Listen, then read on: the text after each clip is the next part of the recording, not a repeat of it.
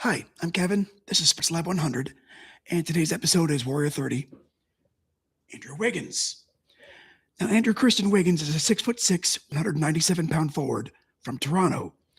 Born February 23rd, 1995, he's been known by a host of nicknames during his NBA career, including Mr. Fantastic, Air Canada, my favorite, Maple Jordan. And he arrived with expectations that were impossible to satisfy. Wiggins was one of the most celebrated high school prospects in the world before spending one season at Kansas. He averaged 17.1 points, 5.9 rebounds, and 1.5 assists for the Jayhawks. Then he became the first overall choice in the 2014 NBA draft. Cleveland drafted him, but he never played a regular season game for the Cavs. Before his rookie year began, Wiggins was sent to Minnesota in the trade that brought Kevin Love to Cleveland. Now, Wiggins started 442 games over parts of 6 seasons with the T-Wolves. He won Rookie of the Year in 2015 and became a durable, reliable scorer, missing only one game during his first 4 seasons. His best scoring year came in 2016-17 when he averaged 23.6 points. And that's a very good NBA player. It just wasn't what people thought Maple Jordan was supposed to become. Wiggins carried the reputation of a disappointing former number 1 pick. Although he was scoring 20 points a night and almost always in the lineup, Minnesota gave him a big role, an enormous contract, and an enormous amount of blame when the team didn't win like it should have. Then Golden State offered him a different job.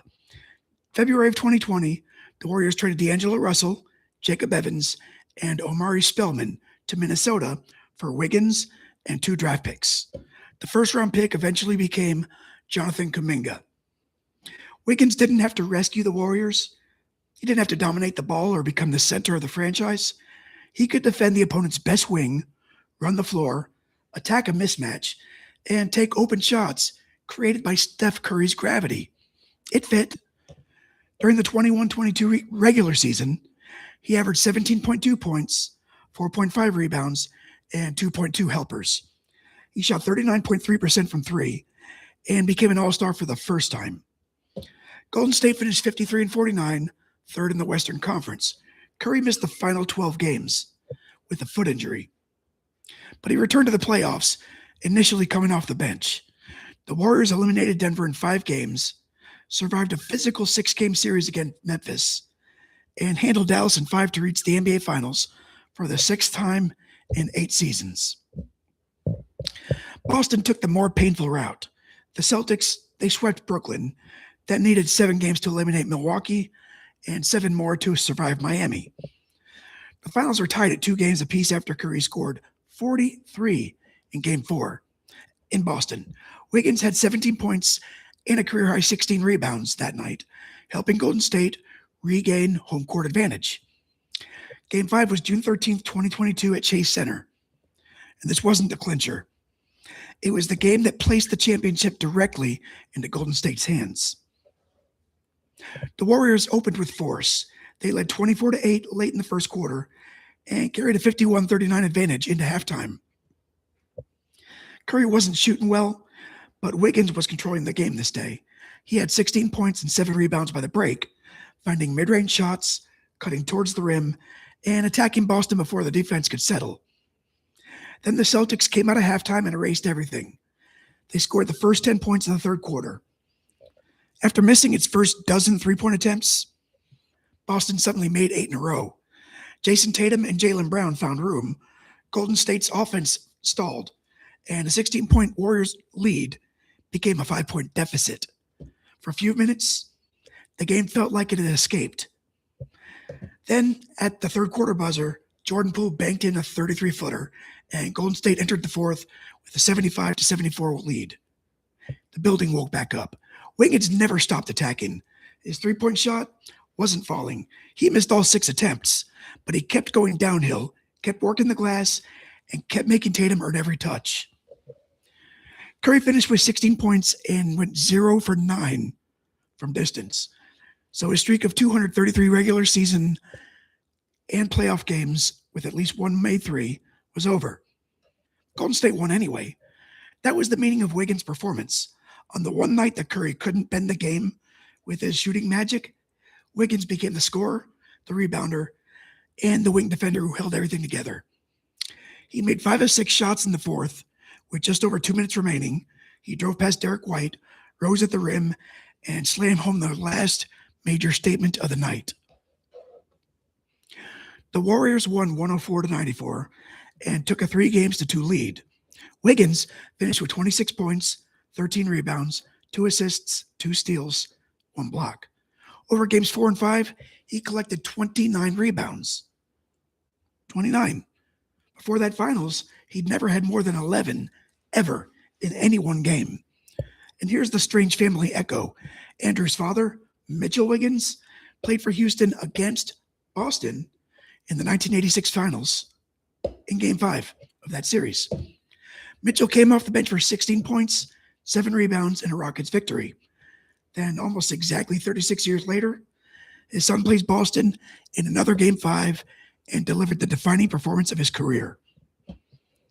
Afterward, Wiggins said this was something he dreamed about. His teammates talked about his consistency, his defense, and his willingness to take on whatever the team needed. 3 nights later, the Warriors completed the job in Boston. Curry scored 34 in the 103-90 victory and won the Finals MVP. Wiggins added 18 points, 6 rebounds, 5 helpers, 4 steals, 3 rejections.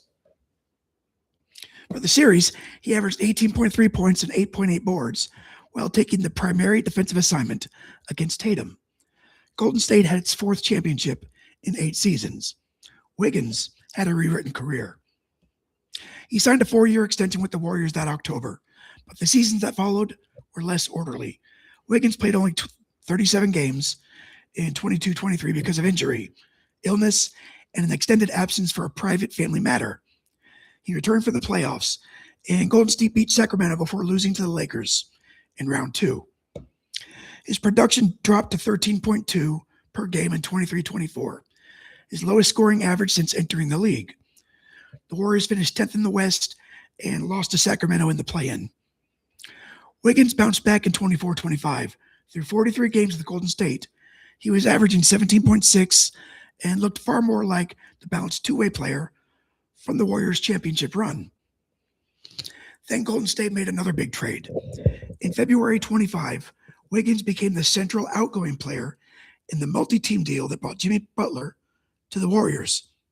He left Golden State after 307 regular season games, 1 All-Star selection, and 1 championship. Joined the Miami Heat. Wiggins remained with Miami through 25-26. He averaged 15.4 with 4.8 rebounds and 2.7 dimes, 68 games.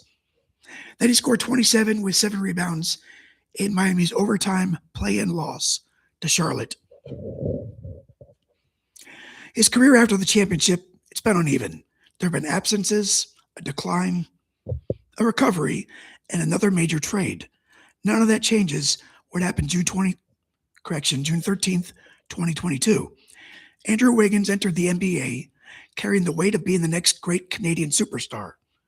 By the time he reached Golden State, many people had decided what he wasn't. He wasn't a franchise savior. He wasn't a perennial all-star. He wasn't Maple Jordan. And that's fine. In Game 5, the NBA Finals, he was the best Warrior on the floor. Next time we return to Houston for Astro 55.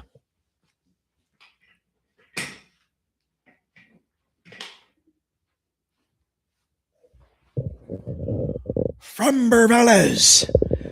On August 1st, 2023, that's August 1st, Valdez walked to the mound against Cleveland, carrying a rough month, a tired bullpen, and a team fighting to stay close in the AL West. He didn't allow a hit. I'm doing this channel because it's free, and I like sports. I'm not an entertainer, not pretending to be, but I like research, and I care about sports history. In particular, these teams and these players, and that's what this project is. It's appreciation for the best players, past and present, with a focus on one game where they had an impact. I'm Kevin. This is Sports Lab 100, and this year we're following the Houston Astros, Golden State Warriors, St. Louis Blues, and the Carolina Panthers. Thanks for watching, and I'll see you next time.